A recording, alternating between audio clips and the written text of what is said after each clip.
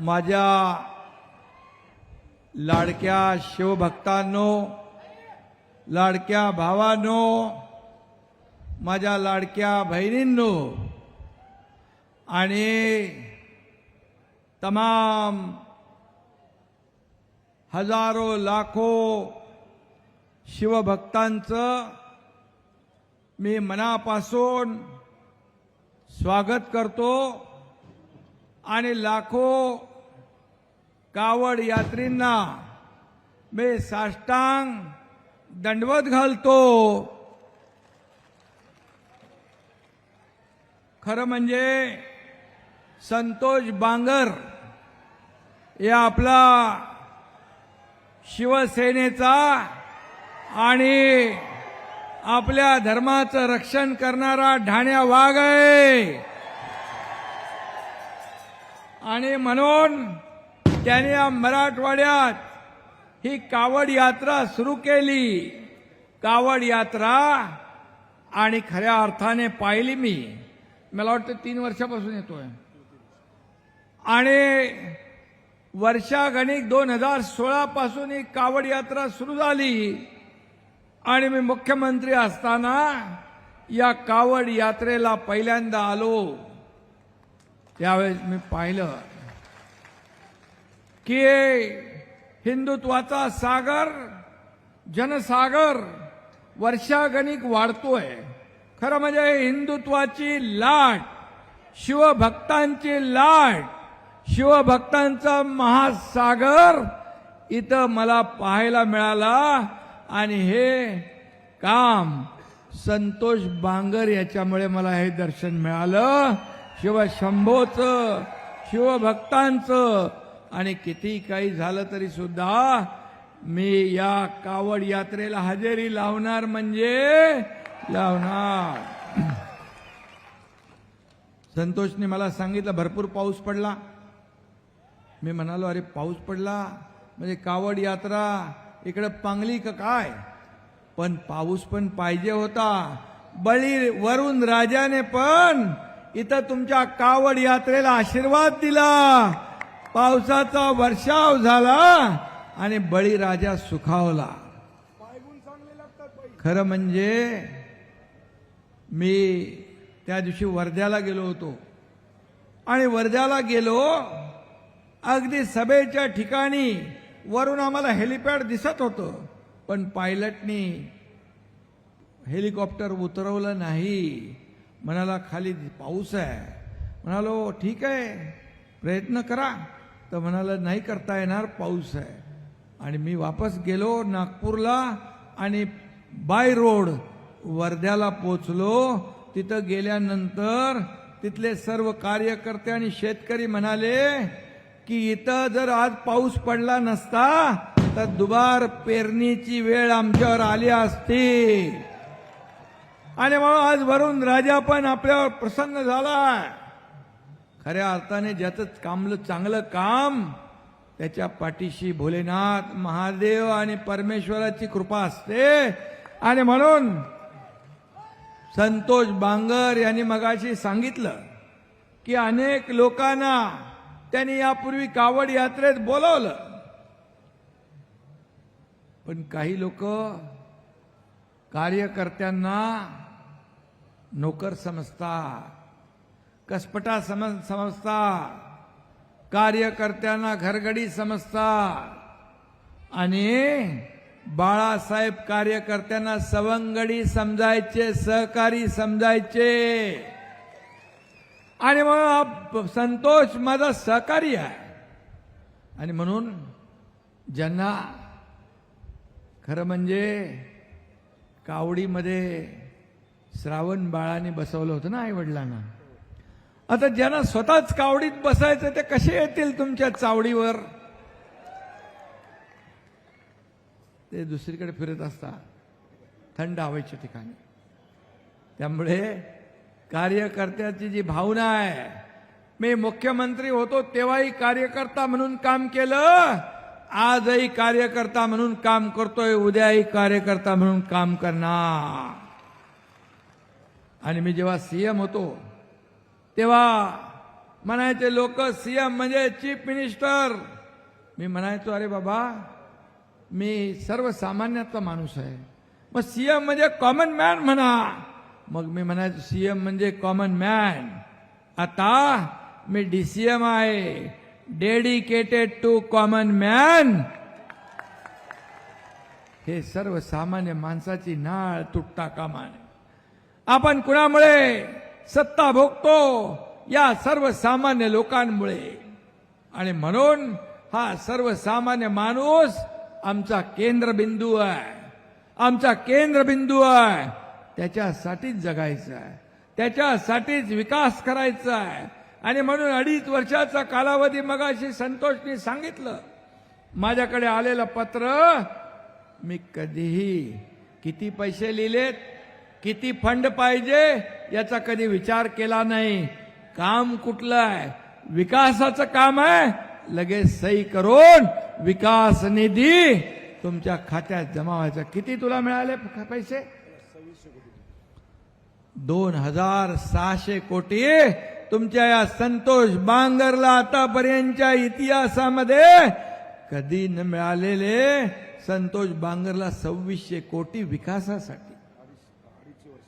2.5 वर्षात 2,600 कोटी रुपयाचे महाराष्ट्रातल्या जिथं जिथं आवश्यकता आहे, जिथं जिथं विकासाची गरज आहे तिथं तिथं ते पैसे देण्याचं काम केलं. मुख्यमंत्री सहायता निधीमधून तुमच्या या एकनाथ शिंदेने 2.5 वर्षात 450 कोटी रुपये दिले. हजारो लाखो लोकांचे प्राण वाचवले. आणि अगोदरच्या सरकारमध्ये 2.5 वर्षात 3 कोटी रुपये. कारण तेव्हा तिकडे पेनच नव्हता. माझ्याकडे 2-2 पेन ठेवून मी सह्या करता शाही कधी संपायची माहित नाही. अरे हे पैसे सर्वसामान्य लोकांची आहेत, गोर गरिबांची आहेत. सरकार गोर गरिबांसाठी असतं, कष्टकऱ्यांसाठी असतं, शेतकऱ्यांसाठी असतं. आणि म्हणून मुख्यमंत्री माझी लाडकी बहीण योजना आपण राबवली. आणि संतोष मुख्यमंत्री माझी लाडकी बहीण योजना, या योजनेने विरोधकांना 4 मुंड्या चित करून टाकलं.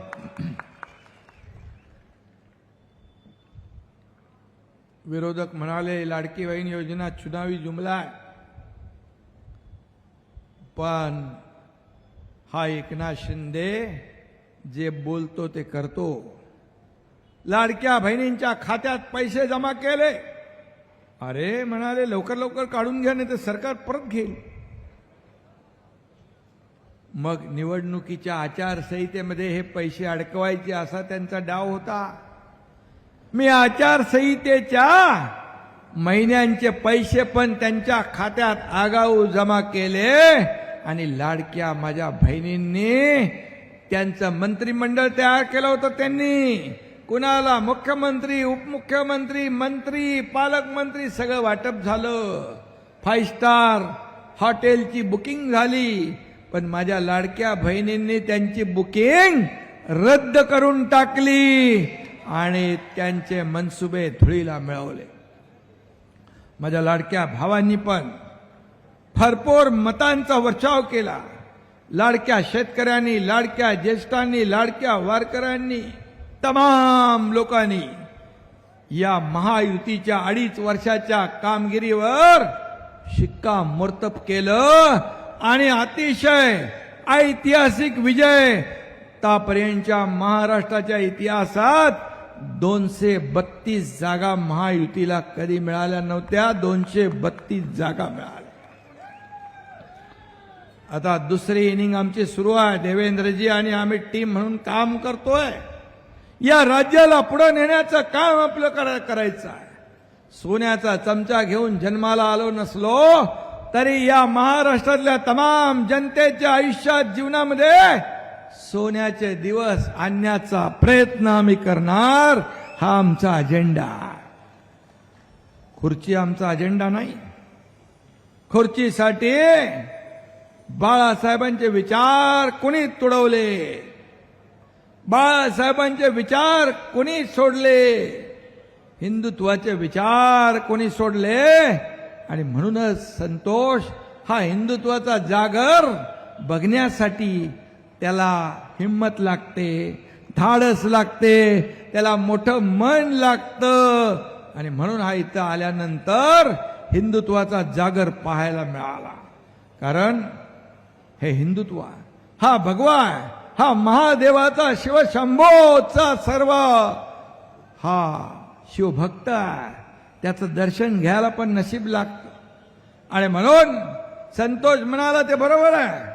ज्याने या कावड यात्रेकडे पाठ फिरवली त्याचं सगळं पालतं झालं. आणि म्हणून आज या राज्यातल्या लोकांनी, महाराष्ट्रातल्या तमाम जनतेने आम्ही जेव्हा उठाव 2022ला केला त्यावेळेस हा संतोष बांगारला एक फोन केला मी, अरे तू सच्चा बाळासाहेबांचा कार्यकर्ता, हिंदुत्वाचा कार्यकर्ता, भगव्याचा शिपाई आहे. लगेच काही बोलला नाही, मागचा पुढचा विचार केला नाही, माझ्या सोबत आला. आणि म्हणून या महाराष्ट्रामध्ये 50 आमदार या एकनाथ शिंदेवर विश्वास ठेवून आपण ऑपरेशन तख्ता पलट करून टाकलं. सर्वसामान्य लोकांच्या मनातलं सरकार आणलं, सर्वसामान्य लोकांच्या मनातलं सरकार आणलं. कारण हा एकनाथ शिंदे शब्द देतो तो शब्द पाळतो, हा विश्वास सगळ्यांना आहे. कुठला तरी डायलॉग आहे ना, एक बार मैंने कमिटमेंट कर दी तो फिर मैं खुद की भी नहीं सुनता. तसाच हा एकनाथ शिंदे पण आहे. बाळासाहेब सांगायचे, आनंद दिघे साहेब सांगायचे, शब्द देताना एकदा नाही 10 वेळा 100 वेळा विचार करा, पण शब्द एकदा दिला की मागं फिरणं नाही. हा शब्द एकनाथ शिंदेचा. आणि म्हणून जे जे आम्ही बोललोय या लाडक्या बहिणींना मी सांगू इच्छितो, ही लाडकी बहीण योजना कुणीही किती आरोप करू दे, खोट्या अफवा पसरवू दे, पण लाडकी बहीण योजना कधीही बंद होणार नाही. माझे लाडके शेतकरी आहेत, त्यांनाही जे आम्ही वचन दिलंय ते आम्हाला माहीत आहे. ज्येष्ठांसाठी योजना असेल, माझ्या लाडक्या भावांसाठी योजना असेल, लेक लाडकी लखपती योजना असेल, या सर्व योजना टप्प्याटप्प्याने आम्ही पूर्ण करणार. प्रिंटिंग मिस्टेक आम्ही म्हणणार नाही, चुनावी जुमला आम्ही म्हणणार नाही. मला आठवतंय एकदा काँग्रेस सरकारमध्ये वीज बिल माफ करतो म्हणून निवडून द्या म्हणाले, निवडून आल्यानंतर धडाधड विजेची बिलं सोडली, शेतकऱ्यांना वीज बिल भरायला लावलं. पण आपल्या सरकारने 7.5 HP मोटर पंपाची वीज बिल माफ करण्याचा निर्णय घेतला. आता 10% विजेचं बिल कमी करण्याचा निर्णय आपल्या महायुती सरकारने घेतला. आणि म्हणून मी आपल्याला एवढंच सांगतो की ज्या हा आमदार कसा असावा, आमदार तर 2600 कोटी रुपये 2.5 वर्षात काम केलंच, परंतु आपली संस्कृती, आपली परंपरा, आपला धर्म, हिंदुत्व वाढवण्याचं, जागवण्याचं काम हा तुमचा संतोष बांगर करतो, याचा मला सार्थ अभिमान आहे. आणि म्हणून मध्ये मध्ये कधी कधी तो रागापोटी काहीतरी करायचा. मग मी त्याला एकदा फोन केला, बोला संतोष आता बिलकुल हे सगळं बंद. जेव्हा कोणी अन्याय करेल, अन्याय करणाऱ्या माणसाला कायद्याने आपण जरब बसू. त्यानंतर संतोषने एकदम ते आज्ञाधारक शिवसैनिकासारखं ऐकलं.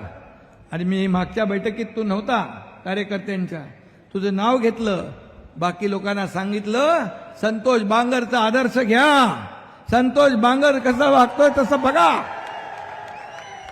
आणि म्हणून मी आणि एवढंच सांगतो, थांबा घाई करू नका. आणि म्हणून मी आपल्याला एवढंच सांगतो की कावड यात्रा म्हणजे फक्त शिवभक्तांची मिरवणूक नाही, तर ती आपल्या सनातन धर्माच्या आध्यात्मिक परंपरेचं प्रतीक आहे, हिंदुत्वाचं प्रतीक आहे. आणि म्हणून शिवभक्त हजारो किलोमीटर अंतर चालत पवित्र गंगाजल आणून भगवान शंकराला अर्पण करतात. या त्याग आहे, समर्पण आहे आणि एकजूट आहे. आणि म्हणून मी एवढंच सांगतो, चल पड़े है कांधे पे गंगा जल उठाए, चल पड़े है कांधे पे गंगा जल उठाए, भोले की भक्ति में सब कुछ भुलाए. पैदल ही नापे मीलों की दूरी, पैदल ही नापे मीलों की दूरी, हर हर बम बम की गूंज है पूरी.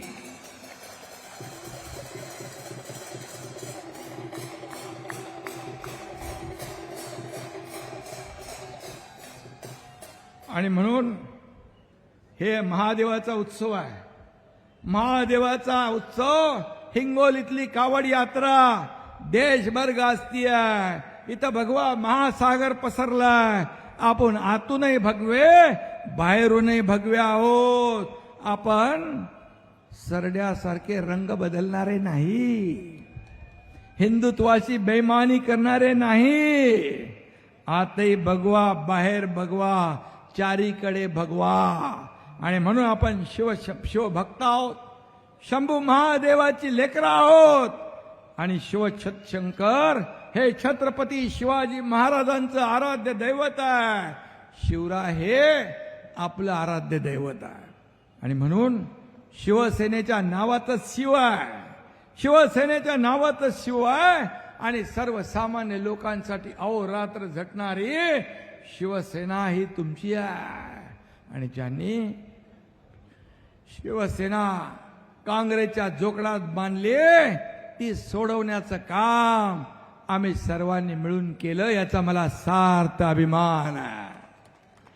आणि म्हणून भगवा दहशतवाद, भगवा आतंकवाद म्हणणारे ज्यावेळेस त्यांच्या काळात बॉम्बस्फोट व्हायचे 2008, 9, 7 साली, तेव्हा म्हणायचे आतंकवाद आणि दहशतवादाला कुठलाही रंग नसतो, कुठलाही धर्म नसतो, नाव नसतं.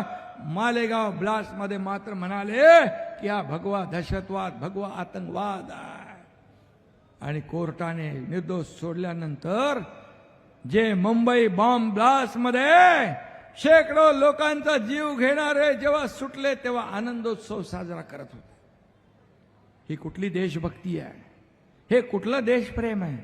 अरे साध्वी प्रज्ञा सिंग यांनी सांगितलं, राष्ट्रीय स्वयंसेवक संघाचे सरसंघचालक मोहन भागवत साहेबांचं नाव टाका, या देशाचे प्रधानमंत्री तत्कालीन मुख्यमंत्री नरेंद्र मोदीजींचं नाव टाका. म्हणजे हा भगवा दहशतवाद आणि भगवा आतंकवाद याच्यावर शिक्कामोर्तब होईल. किती लाचारी, किती मतांची लाचारी, मता मिळवण्यासाठी, वोट बँकेसाठी किती खालच्या थरावर तुम्ही जाणार. ऑपरेशन सिंदूर कामयाब झालं. पाकिस्तानला बरोबर धडा शिकवला ना, जशाच तसा धडा शिकवला ना. ईट का जवाब पत्थर से पाहिजे होता ना, खून का बदला खून से पाहिजे होता ना, गोली का जवाब गोले से पाहिजे होता ना. तो देण्याचं काम आपल्या भारतीय लष्कराने केलं. पाकिस्तानला त्याची जागा दाखवली. देशाचे प्रधानमंत्री मोदीजी हे लष्कराच्या मागे उभे राहिले, त्यांना पण आरोपाच्या पिंजऱ्यात उभं करण्याचं काम ते करतात. म्हणाले किती ड्रोन पडले, किती मिसाईल फुकट गेले. ही निर्लज्जपणे प्रश्न विचारता तुम्ही. या लष्कराच्या कर्तृत्वावर सवाल खडे करता, प्रश्न उभे करता.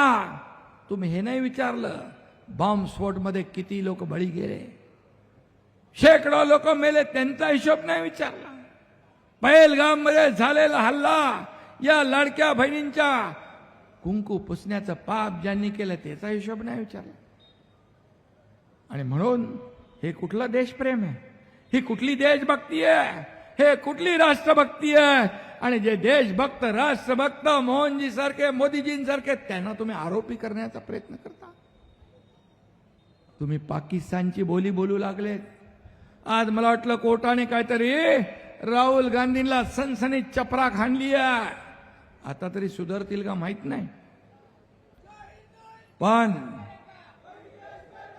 आणि म्हणून मी आपल्याला एवढंच सांगतो, हा जल्लोष बघून, हा हिंदुत्वाचा जल्लोष, हा हिंदुत्वाचा उत्सव बघून अनेक लोकांना ॲलर्जी झाली असेल, अंगावर पुरळ येईल, पोटदुखी वाढेल. पण इथं आपण बाळासाहेब ठाकरे आपला दवाखाना काढलाय. ज्यांच्या पोटात पोटदुखी येईल त्यांना फुकट मोफत दवाखान्यामध्ये बाळासाहेब ठाकरे आपला दवाखाना आपण काढलेला आहे.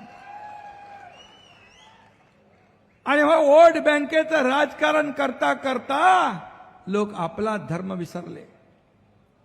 आणि याला किती आपण काय म्हणू शकतो. आणि म्हणून मी आपल्याला एवढंच सांगतो की यांना खऱ्या अर्थाने भगवा दहशतवाद म्हणणाऱ्यांना, हिंदू द्रोहींना ही जनता त्यांची जागा दाखवल्याशिवाय राहणार नाही. कारण जे हिंदुत्ववादी आज शिवभक्त इथं जमा झालेत हे त्यांना कधी सोडणार नाही. आणि म्हणून जो सागर माझ्यासमोर उसळलाय त्यांना सांगतो, सगळ्यांना डोळे भरून बघा, हा हिंदुत्वाचा जनसागर आहे, हा भगवा सागर आहे. आणि मगाशी संतोष म्हणाला की शिवशंकराने तिसरा डोळा उघडलेला आहे, लवकरच समजेल त्यांना. आणि म्हणून तिसरा डोळा उघडल्यावर काय होतं माहित आहे. आणि म्हणून मी आपल्याला सांगतो, शिवरायांचा भगवा हा दहशतवादाचा आहे का? वारकऱ्यांचा भगवा दहशतवाद आहे का? प्रभू रामचंद्राचा भगवा दहशतवाद आहे का? हिंदुत्वाचा भगवा दहशतवाद आहे का? आणि म्हणून मराठवाड्यांच्या संत महात्म्यांनी भगवा महाराष्ट्रभर देशभर फडकवला. त्यांचा भगवा दहशतवादी ठरवण्याचं पाप तुम्ही केलंय, हे कुठं फेडणार पाप. आणि म्हणून भगवा का परिधान है भगवा, भगवा का परिधान है भगवा, उगते ढलते सूरज का रंग है भगवा, त्याग और बलिदान का रंग है भगवा, भारत की संस्कृति का रंग है भगवा, सनातन धर्म की पहचान है भगवा, प्रगति और विकास का रंग है भगवा. आणि तुमच्या सगळ्यांचा माझ्या सकट रंग आहे भगवा. आणि म्हणून आपल्याला मी एवढंच सांगतो, भगव्याची ॲलर्जी असणाऱ्या लोकांनी स्वतःला भारतीय म्हणून घेण्याचा अधिकार नाही. आणि म्हणून बाळासाहेब सांगायचे, या देशाचा देशप्रेमी जो आहे, देशभक्त, या देशावर प्रेम करणारा कुणी असू द्या, कुठल्याही जातीपातीचा धर्माचा असू द्या, तो आपला आहे. पण या देशाच्या विरुद्ध पाकिस्तानचे गोडवे गाणारा, तो कुठल्याही जातीपातीचा धर्माचा असू दे, तो आपला दुश्मन आहे. हे बाळासाहेब सांगायचे. तोच विचार आपण पुढे नेतोय. आणि म्हणून मी आपल्याला एवढंच सांगतो, अरे ऑपरेशन महादेव केलं, त्या आतंकवाद्यांना मारलं, त्याच्यावर पण ऑब्जेक्शन उठवलं, महादेव का नाव दिलं? अरे हा महादेवाचा तिसरा डोळा तुम्हाला भस्मसात केल्याशिवाय राहणार नाही. या देशातली जनताही बघेल आणि हे सर्व शिवभक्तही बघतील. आणि म्हणून मी आपल्याला एवढंच सांगतो, हिंदू माणूस हिंदुत्व सहिष्णू आहे, कधीही दहशतवादी तो नसतो. हिंदुत्व ही एक जीवनशैली आहे. आणि म्हणूनच हिंदू धर्माला बदनाम करण्याचं पाप तुम्ही केलंय. हे तमाम शिवभक्त तुम्हाला तुमची जागा दाखवल्याशिवाय राहणार नाहीत. एवढंच मी या प्रसंगी सांगू इच्छितो. मी आपल्याला एवढं सांगतो की कावड यात्रा संतोष बांगर यांची आता फक्त हिंगोलीत राहिली नाही, हिंगोलीपुरती मर्यादात नाही राहिली. आता हे महाराष्ट्रभर देशभर या कावड यात्रेचं जे नाव आहे ते नाव पसरलंय, कीर्ती पसरली आहे. एवढे हजारो लाखो लोक, एवढ्या किलोमीटरच्या लांब लांब रांगा आपण पाहिल्या भर पावसामध्ये देखील. एकही शिवभक्त हटला नाही, याला म्हणतात खरा शिवभक्त, खरा हिंदुत्ववादी आणि म्हणून खरा देशभक्त. आणि म्हणून मी आपल्याला एवढंच सांगतो की ही आपली संतांची भूमी आहे. आज महाराष्ट्र ही संतांच्या भूमीची ओळख आहे. या ठिकाणी संत नामदेव, संत ज्ञानेश्वर, संत तुकाराम या संतांनी भक्ती मार्गाची शिकवण दिली, तोच मार्ग आपण चोखाळतोय. आणि म्हणून संतोष बांगर आता या सर्व कावड यात्रेमुळे आणि तुमच्या सर्वांच्या सहकार्यामुळे, चांगल्यांच्या साथी संगतीमुळे या ठिकाणी कधी आपण सांगतो की राजकीय अधिष्ठान हे धार्मिक आणि आध्यात्मिक अधिष्ठानापेक्षा खाली असतं. राजकीय अधिष्ठानापेक्षा धार्मिक आणि आध्यात्मिक अधिष्ठान केव्हाही वर असतं, हे मानणारे आपण लोक आहोत. आणि म्हणून संतांची परंपरा, त्यांचं संतांचं शिकवण, वारकऱ्यांची शिकवण आपण पुढे घेऊन चाललोय. आणि म्हणून पुन्हा एकदा मी एवढंच सांगतो, या महाराष्ट्राची, या मराठवाड्याची, या हिंगोलीची, या आपल्या सर्वांची या ठिकाणी सर्व काळजी चिंता मिटू द्या. तुमच्या सर्वांच्या जीवनामध्ये चांगले दिवस, सुखाचे, समृद्धीचे, आनंदाचे येऊ द्या. हीच मी महादेवाकडे प्रार्थना करतो, ईश्वराकडे प्रार्थना करतो.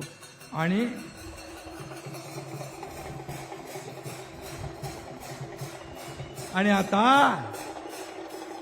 तुम्ही आता देश जिंकलाय. या ठिकाणी देश जिंकला आपण महायुतीने, राज्य जिंकलं. आता आपल्याला काय करायचंय? आता व्यासपीठावर बसलेल्या लोकांची निवडणूक झाली आहे. आता समोर उभ्या त्यांच्या कार्यकर्त्यांची निवडणूक आहे. स्थानिक स्वराज्य संस्था, मग जिल्हा परिषद असेल, महापालिका असेल, नगरपालिका असेल, पंचायत समिती असतील, या निवडणुका देखील एकजुटीने आपल्याला जिंकायची आहे. जिंकणार ना? मला आता श्रीराम दादा बांगर यांचं मगाशी नाव सांगितलं.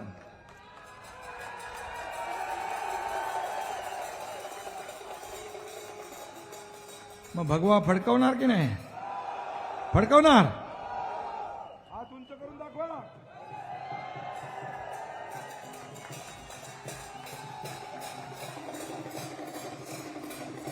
चला, हे दोघं बी आले, दोघं पण आले. ठीक आहे.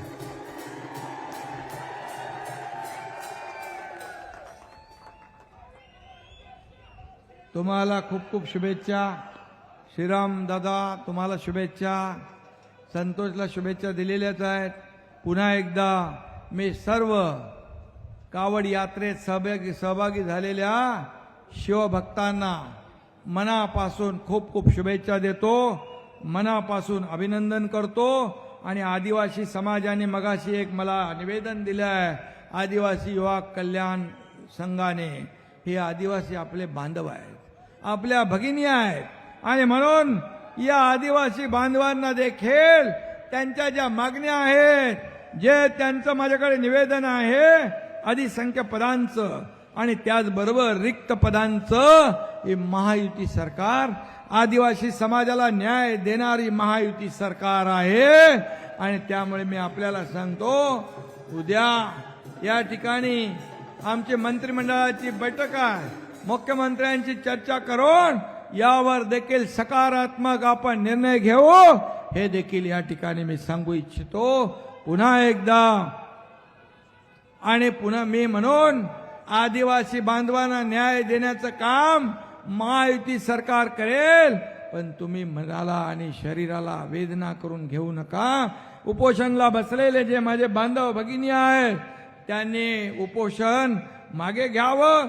आणि त्यांच्या पाठीशी संतोष बांगर तर आहेच, पण हा एकनाथ शिंदे पण त्यांच्या पाठीशी खंबीरपणे उभा आहे. धन्यवाद.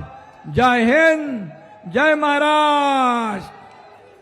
हर हर हर हर हर हर